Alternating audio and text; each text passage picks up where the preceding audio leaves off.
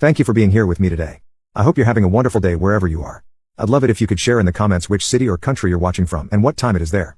Now, let's begin our story together.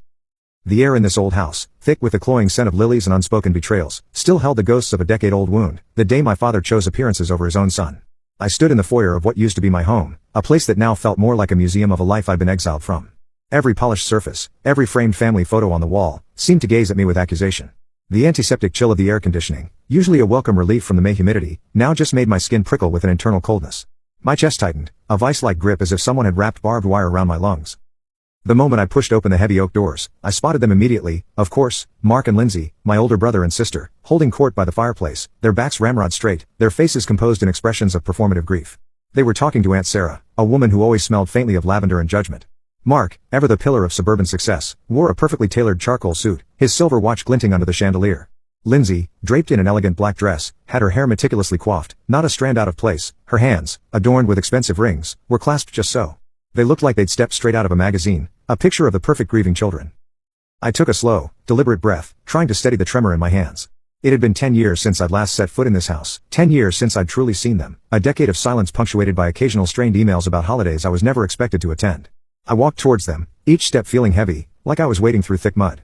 The hushed murmurs of other mourners seemed to amplify around me, every glance felt like a pinprick. Mark was the first to notice me. His head snapped up, his eyes narrowing slightly before his face settled into a practiced, dismissive smirk. He finished his sentence to Aunt Sarah with a flourish, then turned. Well, look who decided to grace us with his presence, he said, his voice dripping with false cordiality, just loud enough for Aunt Sarah and a few others nearby to hear. He offered a pat on the back that felt less like comfort and more like a dismissive shove. Surprised you could tear yourself away from whatever it is you do, Jason. Thought you'd cut ties with us for good.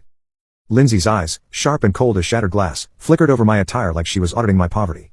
She didn't meet my gaze, instead focusing on a spot just over my shoulder. Honestly, Jason, it's a bit much, isn't it?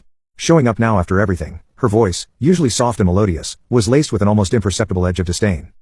My throat felt like sandpaper. He was my father too, Mark, Lindsay. My voice came out rougher than I intended, a little hoarse from disuse and the lump that had lodged itself stubbornly in my throat.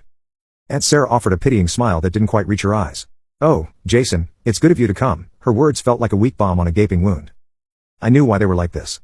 I knew what they believed, that I was the black sheep, the one who fled, the one who abandoned them.